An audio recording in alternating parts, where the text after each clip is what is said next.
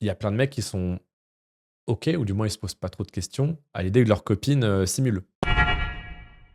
Justement, là, on a commencé à exploiter des modèles IA. On s'est OK. dit, bah, pourquoi pas, c'est une nouvelle trend, autant l'explorer. Maintenant, il y a beaucoup de problèmes avec l'IA. Quand c'est du contenu 100% généré IA, bah, pas de souci, les gens font ce qu'ils veulent, etc. Pourquoi pas? Nous, on est obligé de mettre IA sur la languette. On mettra toujours en avant que les modèles humains. Dans notre onglet Discover, on mettra que les modèles humains. Les progrès, ils se font par palier.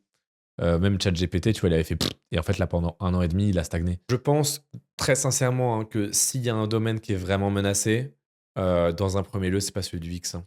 C'est-à-dire Non. que le copywriter devrait beaucoup plus s'inquiéter. Bah, Le un copywriter copywriter. qui regarde cette vidéo et qui fait «Ah ah, les modèles, mam!»